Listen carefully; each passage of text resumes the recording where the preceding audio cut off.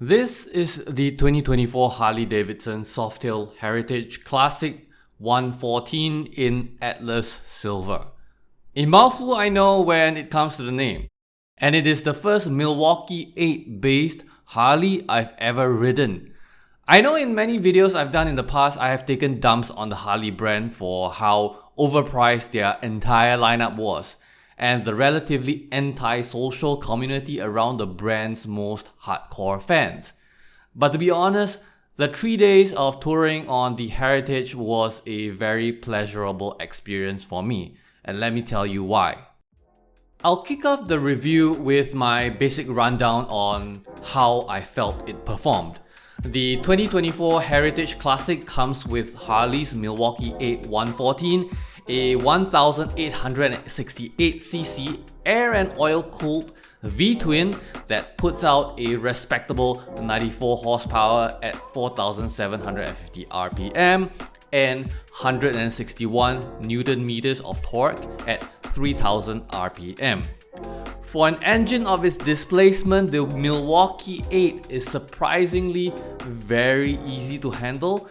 The power is for the most part incredibly linear and stays comfortably punchy from the start till cruising at 130 kilometers per hour on the Autobahn and then some when overtaking. And despite the engine sounding like it is constantly trying to die and sputter out while idling at stops, I also found it surprisingly difficult to stall, which is usually a common theme whenever I'm handling a machine that is new to me before I get used to the clutch's biting point. The 6-speed transmission for the most part is very wide, with pretty tall gearing that helps my brain go into power saving mode most of the time, be it in the city or on the Autobahn. However, despite the clutch having assist, shifting feels incredibly clunky and finding neutral was mostly a pain in the arse. The Heritage handles pretty much like any other large capacity steel framed cruiser on the open road. But having to do multiple U-turns and parking in tight spaces during my 3-day trip, it really suffers from having a very wide turning radius. Without coming to a crawl to fully lock the handlebars, I usually take up about 3 Dusseldorfer lanes just to make a U-turn. The bike's 330kg wet weight admittedly sounds monstrously heavy, especially if trying to physically push it while off the bike, but you wouldn't feel it much while backpedaling when seated due to how low it is, as long as the ground was flat. The bike's weight also did help very much in making me feel very stable and safe on the Autobahn, despite the average speed traffic was going and how windy it could get during my time in the NRW. With a fuel tank of 18.9 liters, I was getting roughly around 19 kilometers per liter in fuel efficiency, despite most of the distance covered being on the Autobahn as well. This means you can expect a maximum range of roughly 359 kilometers on a full tank, give or take. The features section is going to be just as nondescript as every other cruiser video I put out.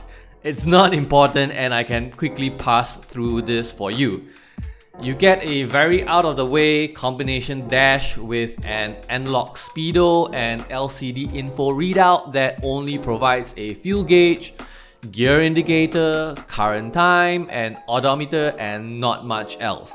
The blinker and neutral gear icons are just traditional light bulbs below that, and the entire thing is nearly impossible to read without physically lowering your head to look at it, which sucks to be honest, even though it's an industry standard. You also do get rudimentary cruise control and ABS on the brakes, but this is pretty much a given in this day and age. But there is a very intelligent auto turn signal cancel on the Heritage that is definitely based on lean angle, and I found it incredibly accurate to rider intention. as far as I was concerned.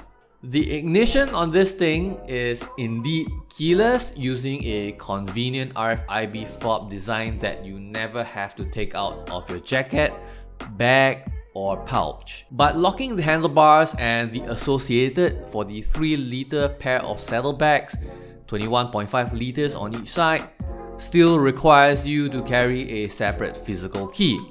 The saddlebags themselves are pretty sad in terms of space efficiency because, like all stock panniers, there is this annoying protrusion at the bottom where the rail would be on the other side, making the usable space far smaller than advertised. On top of that, the cap on the fuel tank is, as per tradition, just a screw top. I mean, all of this isn't really a big effing deal in Singapore for the most part when it comes to security, and maybe in the NRW region of Germany, but it blows my mind that this is the design thought process coming from an American brand where most of its sales are in America. Comfort is really the one thing that has popped up to me in the last 2 years of test riding and reviewing motorcycles. I have never owned a bike, and that is including my Honda Shadow 400, or reviewed a bike this comfortable, ever. I stand at 177 centimeters tall with an 85 centimeter inseam. Generally, most cruisers and ADV machines, especially Japanese, Chinese, and Indian bikes, are at most goodish at best with regards to leg space. But here on the Heritage, I'm getting full-on outstretched legs with a comfortable platform for my feet and the chance to lean back slightly and relax my shoulders while maintaining a loose grip on the handlebars. On top of that, the seat is incredibly soft and cradles my bum perfectly.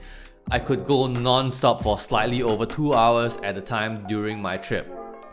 However, my wife did complain that the pillion seat, despite looking like it had thick padding, wasn't really on the same level of comfort as the rider's seat, and there was some soreness after a long ride. The massive detachable windshield on the Heritage also did a tremendous job in keeping most of the wind away from me.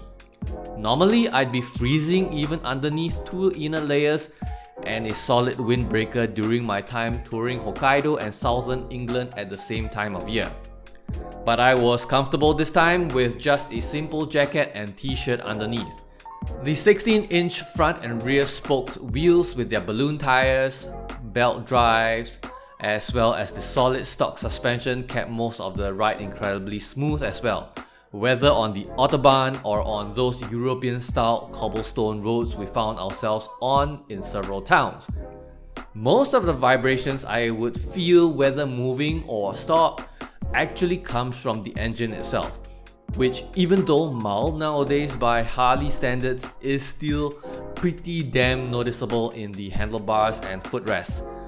Even the mirrors are sized and set perfectly for a wide field of view behind without being blocked either by my own or my pillion's bodies. The last thing I wanted to point out was that the Heritage, like most of the other Harleys in this range, have separate turn signal buttons, one on each side of the handlebar. It took me a few minutes to figure out where the turn signal buttons were, since HD Dusseldorf was pretty much, here's the keys, off you go, have fun, bye bye, auf Wiedersehen. But after getting used to it, I personally liked it, as I didn't have to stretch my short ass thumbs as far to signal left compared to traditional left side only blinker switches. A problem that has recently been getting more and more apparent as I started reviewing newer large displacement motorcycles with absolutely massive hand control clusters. The Heritage Classic visually isn't for me. It is a bike that just reminds me of old school American motorcycle cops in the way the headlights are arranged, with the large windshield and swept back bars. I mean, I wear aviators and Zoomer teenagers call me uncle to my 37-year-old face, and Heritage Classic is in its name, but boy does it look really old. I'd probably have had some appreciation for it like I did with the Royal Enfield Classics, but the difference is that RE tried to make every part you can see with your own two eyes pretend to be vintage. The Milwaukee 8 actually is a nicely shaped engine in my opinion, but it's more modern compared to the Evolution engine from the 1991 Fat Boy used in Terminator 2 that I am most familiar with. On top of that, the ridges around the rim of the seat and panniers kinda scream agelot to me. But the Heritage Classic, if anything, is the furthest thing I would find a rebellious agelot on with such an unassuming look. Not when Harley has the Street Bob or Fat Boy in their 114 lineup. One last thing, most of the Harleys I've borrowed in the past were older machines, possibly with aftermarket exhaust. I've always had this understanding of a specific Harley sound, but I was surprised that the Milwaukee 8 114 on the Heritage just sounds like I'm starting a small diesel truck, and it's not even that loud.